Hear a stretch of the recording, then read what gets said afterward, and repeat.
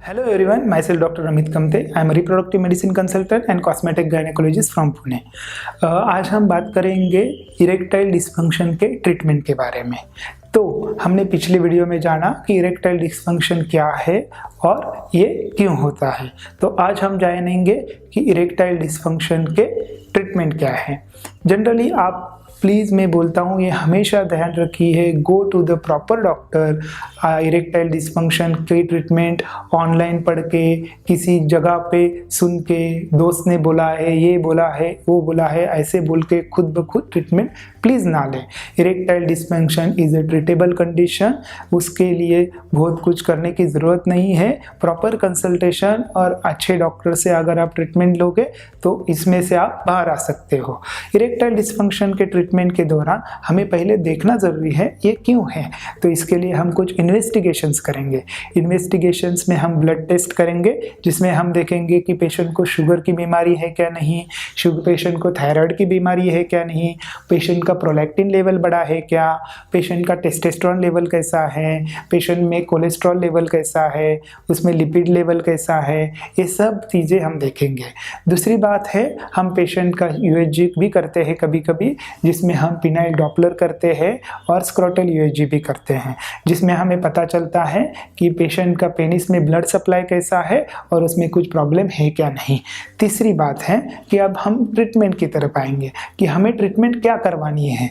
तो ट्रीटमेंट में सबसे इम्पॉर्टेंट है जो रेडी टू काउंटर आजकल मिलते हैं बट आपको नहीं लेना चाहिए, that is phosphodiesterase 5 inhibitor, phosphodiesterase 5 inhibitor.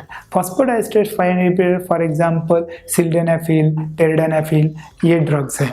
Phosphodiesterase 5 inhibitor से क्या होता है कि जो ब्लड वेसल रहती हैं वो रिलैक्स हो जाती है, तो उसकी वजह से उसमें ब्लड फ्लो बढ़ जाता है और उसकी वजह से पेनिस का साइज बढ़ जाता है। फॉस्फोडाइएस्ट्रेस इनिबिटर टैबलेट्स जनरली आपको 1 घंटा से 1.5 घंटा पहले खाना चाहिए बिफोर सेक्सुअल इंटरकोर्स। उसके बाद जनरली इरेक्शन 3 घंटे तक रह सकता है। लेकिन अगर आपका इरेक्शन मोर देन 3 आवर्स रुक रहा है और आपको पेनिस में पेन हो रहा है, please go to the emergency and consult your doctor, because उसकी वजह से प्रायपिज्म हो सकता है और आपको परमानेंट पिनाइल डैमेज हो सकता है।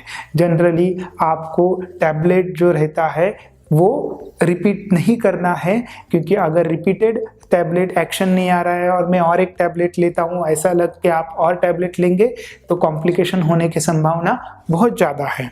दूसरा है ट्रीटमेंट, उसमें देते हैं nutraceuticals, multivitamins, antioxidants. Generally doctors combine the two both the treatment, वो फॉस्फोडाइएस्ट्रेस 5 इनिबिटर प्लस न्यूट्रास्यूटिकल देते हैं, बिकॉज समटाइम्स ये देखा गया है कि माइक्रोन्यूट्रिएंट्स बॉडी में कम रहेंगे तो भी कभी कभी इरेक्टाइल डिस्फंक्शन के प्रॉब्लम आ सकते हैं, तो इसलिए वो भी ट्रीट करना ज़रूरी है।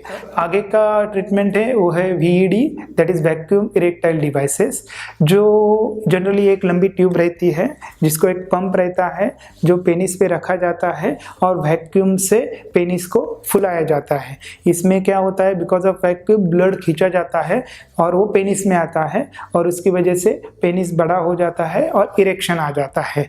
तो जनरली एक 60 to 70% patient feel okay with the treatment. इसमें जब पेनिस फूल जाता है तो उसके नीचे एक रिंग, पिनाइल रिंग बिठाई जाती है ताकि आपका इरेक्शन लॉन्ग टर्म रहे और ब्लड पेनिस से बाहर ना निकले, उसकी वजह से वो रिंग बिठाई जाती है। थोड़ा सा कम्बरसम रहता है सम पेशेंट्स के लिए, but it is one of the way to have maintain erection जिनको गोलियों से, ट्रीटमेंट से फ़र्क नहीं मिल रहा है। अगला है intra cavernal injection. Generally I don't suggest to take a intra cavernal injection to the patient because they have to be taken meticulously. Dose to be उसका डोज प्रॉपरली लेना चाहिए। अगर डोज ज़्यादा हुआ, इरेक्शन ज़्यादा हुआ तो प्रायपिज्म के चांसेस अच्छे रहते हैं। Generally 60% of patient are happy with the treatment और उससे उनको इरेक्शन मिलता है। अगला है ट्रीटमेंट, उसमें आजकल नया ट्रीटमेंट आया है PRP therapy, stem cell therapy. उसमें PRP जो रहता है वो पेशेंट के ब्लड से निकाला जाता है। ब्लड निकाल के उसमें सेंट्रीफ्यूज करके उसमें कुछ न्यूट्रिशन मटेरियल डाल के इंजेक्शन बनाए जाते हैं जो पेनिस में दिए जाते हैं। 30 to 40% patient get effect with the PRP treatment. अगला जो ट्रीटमेंट है शॉक वेव ट्रीटमेंट, उसमें जनरली पेनिस को और पेरिनियम एरिया को शॉक दिया जाता है। उसमें जो इलेक्ट्रिक शॉक जो शॉक रहता है उससे क्या होता है, न्यू एंजियोजेनेसिस होता है। न्यू एंजियोजेनेसिस यानी नए ब्लड वेसल्स बनते हैं और उससे इरेक्शन होता है, बिकॉज उसमें से ब्लड ज़्यादा आता है। तो generally after 2 or 3 sessions patient really get a good result and उसका रिजल्ट जो है वो 60 to 70% पेशेंट में आता है। और जो पेशेंट जिनको किसी से भी ट्रीटमेंट से रिजल्ट नहीं आ रहा है उनके लिए डेफिनेटिव ट्रीटमेंट बोला जाए तो पिनाइल इम्प्लांट का ट्रीटमेंट है। लेकिन phenyl implant treatment is a last resort of treatment, जिसमें पेनिस में कैवर्नस ऊर्जा में मसल में 2 पंप बिठाए जाते हैं और जब इरेक्शन टाइम लगता है तो उसमें पंपिंग होने के बाद पेनिस इरेक्ट होता है। तो 2 इम्प्लांट अवेलेबल है, FDA अप्रूव्ड है, AMS 700 CX and AMS 700 LGX। वो दोनों इम्प्लांट में 98% patient are satisfactory and 94% patients are satisfactory even after 7 to 8 years after implantation.